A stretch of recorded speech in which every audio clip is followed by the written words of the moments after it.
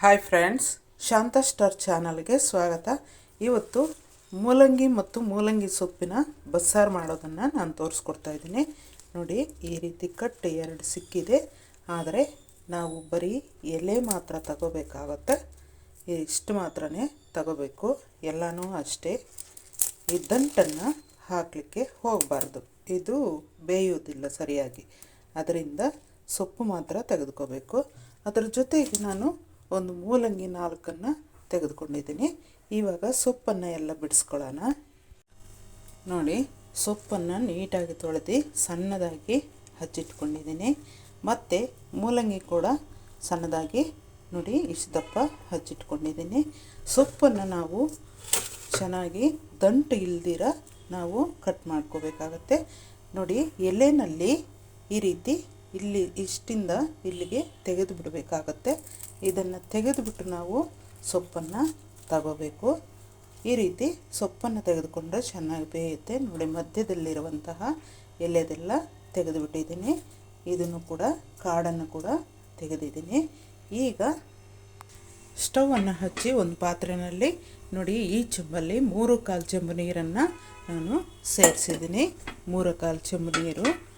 ಈಗ ಅದರ ಜೊತೆಗೆ ತೊಗರಿಬೇಳೆ ಕಪ್ಪಲ್ಲಿ ಇಷ್ಟು ತೆಗೆದುಕೊಂಡಿದ್ದೀನಿ. ಮತ್ತು ಹೆಸರು ಕಾಳು ಕೂಡ ಇಷ್ಟು ತೆಗೆದುಕೊಂಡಿದ್ದೀನಿ, ಸರಿಸಮ ತೆಗೆದುಕೊಂಡಿದ್ದೀನಿ. ಇದನ್ನು ತೊಳೆದು ನಾವು ಪಾತ್ರೆಗೆ ಸೇರಿಸೋಣ.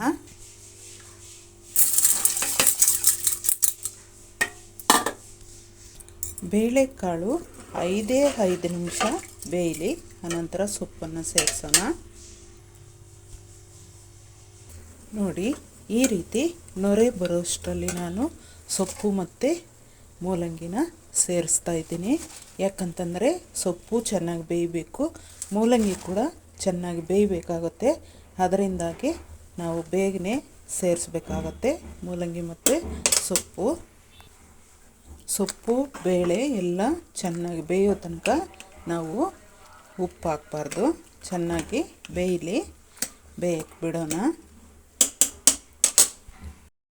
ಈಗ ಸೊಪ್ಪು ಬೇಳೆಕಾಳು ಬೆಂದಿದೆಯಾ ಇಲ್ವ ಅಂತ ನೋಡೋಣ.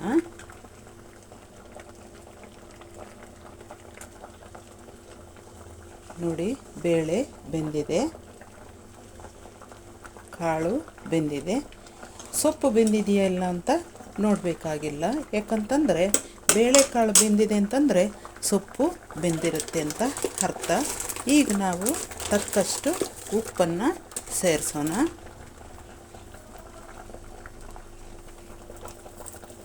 ಪ್ಲೀಸ್ ನಮ್ಮ ಚಾನಲನ್ನು ಯಾರು ಸಬ್ಸ್ಕ್ರೈಬ್ ಮಾಡ್ಕೊಂಡಿಲ್ವೋ ಅವ್ರು ಸಬ್ಸ್ಕ್ರೈಬ್ ಮಾಡ್ಕೊಳ್ಳಿ, ಶೇರ್ ಮಾಡಿ, ಕಮೆಂಟ್ ಮಾಡಿ, ಲೈಕ್ ಮಾಡಿ ಫ್ರೆಂಡ್ಸ್.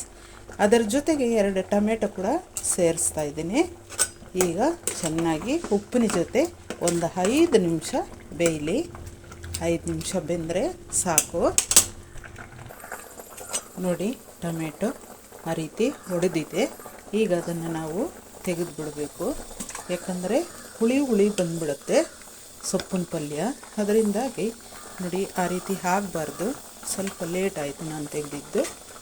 ಬೇಗನೆ ತೆಗೆದು ಬಿಡಬೇಕು. ಸ್ವಲ್ಪ ಬೇಯೋಷ್ಟರಲ್ಲಿ ನಾವು ತೆಗೆದು ಬಿಡಬೇಕಾಗತ್ತೆ.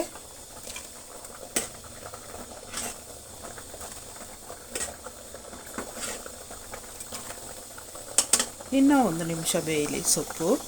ಆ ನೀರಿನ ಜೊತೆಗೆ ನಾನು ಹುಣಸೆ ಹಣ್ಣನ್ನು ಇಷ್ಟನ್ನು ನೆನೆಸ್ತಾ ಇದ್ದೀನಿ. ಈಗ ನಾನು ಸ್ಟವನ್ನು ಆರಿಸ್ತಾ ಇದ್ದೀನಿ. ಈ ರೀತಿ ನಾವು ಬಗ್ಗಿಸ್ಕೊಂಬಿಡಬೇಕು. ನೀರೊಂದು ಕಡೆ, ಸೊಪ್ಪು ಬೇಳೆಕಾಳು ಒಂದು ಕಡೆ ಬಗ್ಗಿಸ್ಕೊಂಬಿಡಬೇಕು. ಪಾತ್ರೆಯಲ್ಲಿ ಸ್ವಲ್ಪ ಹಾಗೆ ಮಿಕ್ಕಿಸ್ಕೊಂಡಿದ್ದೀನಿ. ಇದು ಮಸಾಲೆ ರುಬ್ಬಕ್ಕೆ, ಸಾಂಬಾರಿಗೆ.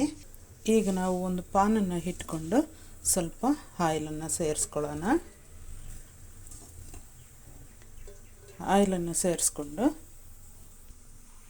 ನೋಡಿ, 1 ಗಡ್ಡೆ ಬೆಳ್ಳುಳ್ಳಿ ಸುರಿದು ಇಟ್ಕೊಂಡಿರೋದು ಮತ್ತು 1 ಈರುಳ್ಳಿ ದಪ್ಪಕ್ಕಿರೋದು ಕಟ್ ಮಾಡಿ ಇಟ್ಕೊಂಡಿರೋದು, ಸ್ವಲ್ಪ ಕರಿಬೇವು ಮತ್ತು ನೋಡಿ 15 ಕಾಳುಮೆಣಸು ಮತ್ತು 1 ಸ್ಪೂನಷ್ಟು ಜೀರಿಗೆ, ಇಷ್ಟನ್ನು ನಾನು ಫ್ರೈ ಮಾಡ್ಕೊಳ್ತಾ ಇದ್ದೀನಿ. ಸಾಂಬಾರಿಗೆ ಒಂದು ಅರ್ಧ ನಿಮಿಷ ಫ್ರೈ ಮಾಡಿಕೊಂಡ್ರೆ ಸಾಕು. ತುಂಬಾ ಬೇಯಬೇಕಾಗಿಲ್ಲ, ಫ್ರೈ ಮಾಡಬೇಕಾಗಿಲ್ಲ. ಸಾಕಷ್ಟು ಈಗ ಆಫ್ ಮಾಡ್ತಾಯಿದ್ದೀನಿ. ಈಗ ಒಂದು ಮಿಕ್ಸಿ ಜಾರ್ ತೆಗೆದುಕೊಂಡು ಸ್ವಲ್ಪ ಕಾಯಿ ತುರಿನ ಸೇರಿಸ್ತಾ ಇದ್ದೀನಿ.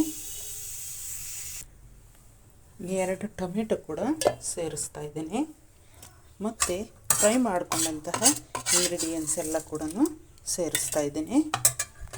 ಅದರ ಜೊತೆಗೆ ನಾವು ಸೊಪ್ಪು ಬೇಳೆಕಾಳು ಕೂಡ ಸೇರಿಸೋಣ. ನಾನೊಂದು 2 ಸೌಟಷ್ಟು ಸೇರಿಸ್ತೀನಿ.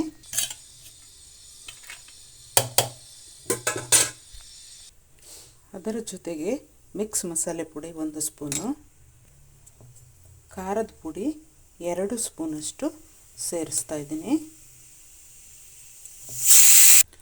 ತೆಗೆದಿಟ್ಕೊಂಡಂತಹ ನೀರನ್ನು ಸೇರಿಸಿ ನುಣ್ಣಗೆ ಮಿಕ್ಸ್ ಮಾಡ್ಕೊಳ್ಳೋಣ. ನುಣ್ಣಗೆ ಮಿಕ್ಸ್ ಮಾಡ್ಕೊಂಡಿದ್ದಾಯಿತು. ಈಗ ನಾವು ಪಲ್ಯಕ್ಕೆ ಒಗ್ಗರಣೆ ಕೊಡೋಣ.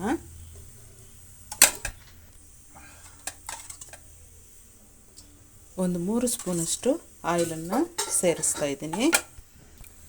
ಸ್ವಲ್ಪ ಸಾಸಿವೆನ ಸೇರಿಸ್ತಾ ಇದ್ದೀನಿ. ಒಣಗಿದ ಮೆಣಸಿನಕಾಯಿ ಒಂದು 3-4 ತುಂಡು ಮಾಡಿರೋಂಥದ್ದು ಸೇರಿಸ್ತಾ ಇದ್ದೀನಿ. ಮತ್ತು ಈರುಳ್ಳಿ ಕಟ್ ಮಾಡಿರೋದನ್ನು ಸೇರಿಸ್ತಾ ಇದ್ದೀನಿ. 2 ಈರುಳ್ಳಿ ಕಟ್ ಮಾಡಿರೋದು.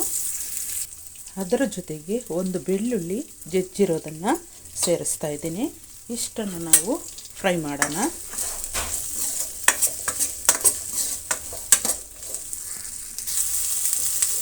ಸ್ವಲ್ಪ ಪುಡಿ ಉಪ್ಪನ್ನು ಸೇರಿಸ್ತಾ ಇದ್ದೀನಿ. ಪಲ್ಯ ಒಳ್ಳೆ ಟೇಸ್ಟ್ ಆಗಿರುತ್ತೆ. ಉಪ್ಪನ್ನು ಈರುಳ್ಳಿಗೆ ಆಗುವಷ್ಟು ಸೇರಿಸಿದರೆ. ಈರುಳ್ಳಿ ಫ್ರೈ ಆಗಿದೆ. ತುಂಬಾ ಬಾಡಿಸಬಾರ್ದು ಈರುಳ್ಳಿ. ಈಗ ನಾವು ಸೊಪ್ಪು ಕಾಳು ಎಲ್ಲ ಸೇರಿಸೋಣ. ಬೇಳೆಕಾಳು ಚೆನ್ನಾಗಿ ಫ್ರೈ ಮಾಡ್ಕೋಬೇಕು. ಒಂದು 2 ನಿಮಿಷಗಳ ಕಾಲ ಈ ರೀತಿ ಚೆನ್ನಾಗಿ ತೇವಾಂಶ ಹೀರ್ಕೊಳ್ಳೋ ತನಕ ಫ್ರೈ ಮಾಡ್ಕೊಳ್ಳೋಣ. ಇದರ ಜೊತೆಗೇ ಕಾಯಿ ತುರಿ ಕೂಡ ನಾನು ತುರಿದಿಟ್ಕೊಂಡಿರೋದನ್ನು ಸೇರಿಸ್ತಾ ಇದ್ದೀನಿ. ನೀವು ಕಾಯಿ ತುರಿ ಎಷ್ಟು ಹಾಕಿದರೆ ಅಷ್ಟು ಟೇಸ್ಟಾಗಿರುತ್ತೆ ಫ್ರೆಂಡ್ಸ್. ಪಲ್ಯ ಬಹಳ ಚೆನ್ನಾಗಿರುತ್ತೆ.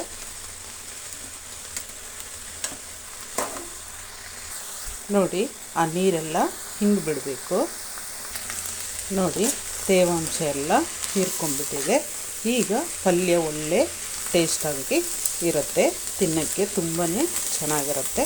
ಈಗ ನಾನು ಸ್ಟಾಪ್ ಮಾಡ್ತೀನಿ ಸ್ಟವನ್ನು. ಈಗ ನಾವು ಸಾಂಬಾರಿಗೆ ಒಗ್ಗರಣೆ ಕೊಡೋಣ. ಪಾತ್ರೆನ ಇಟ್ಕೊಂಡಿದ್ದೀನಿ. ಒಂದು 3 ಸ್ಪೂನಷ್ಟು ಆಯಿಲನ್ನು ಸೇರಿಸೋಣ. ಸಾಕು ಅಷ್ಟು ಆಯಿಲು. ಸ್ವಲ್ಪ ಸಾಸಿವೆನ ಸೇರಿಸ್ತಾ ಇದ್ದೀನಿ. ಸ್ವಲ್ಪ ಪುಡಿ ಉಪ್ಪನ್ನು ಸೇರಿಸ್ತಾ ಇದ್ದೀನಿ.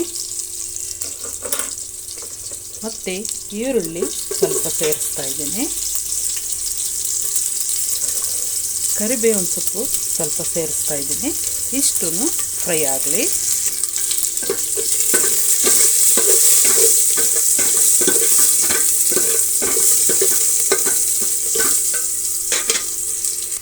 ಈಗ ನಾವು ಮಿಕ್ಸ್ ಮಾಡಿಕೊಂಡಂತಹ ಮಸಾಲೆನ ಸೇರಿಸೋಣ.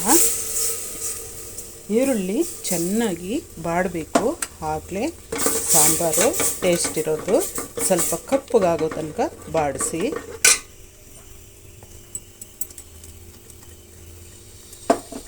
ಅದರ ಜೊತೆಗೆ ಹುಣಸೆ ಹುಳಿ ಕೂಡ ಸೇರಿಸ್ತಾ ಇದ್ದೀನಿ. ನಾವು ಬೇಯಿಸ್ಕೊಂಡಂತಹ ನೀರನ್ನೆಲ್ಲ ಸೇರಿಸಿದ್ದೀನಿ. ಸರಿಯಾಗಿ ಸಾಂಬಾರಿಗೆ ಕರೆಕ್ಟಾಗಿ ಆಗುತ್ತೆ. ಇದು ಒಂದು 10 ಜನ ನಾವು ಮುದ್ದೆಗೆ ಸೇವಿಸ್ಬೋದು ಫ್ರೆಂಡ್ಸ್. ಇದು ಒಂದು 5 ನಿಮಿಷ ಕುದಿಬೇಕು. ಈಗ ನಾನು ಸ್ಟವನ್ನು ಆಫ್ ಮಾಡ್ತಾಯಿದ್ದೀನಿ. ಒಂದು 5 ನಿಮಿಷ ಕುದಿಸಿದ್ದೀನಿ ಸಾಂಬಾರು. ಮೂಲಂಗಿ ಸೊಪ್ಪಿನ ಪಲ್ಯ ಮತ್ತು ಸಾಂಬಾರು 2 ರೆಡಿ ಆಯಿತು ಫ್ರೆಂಡ್ಸ್.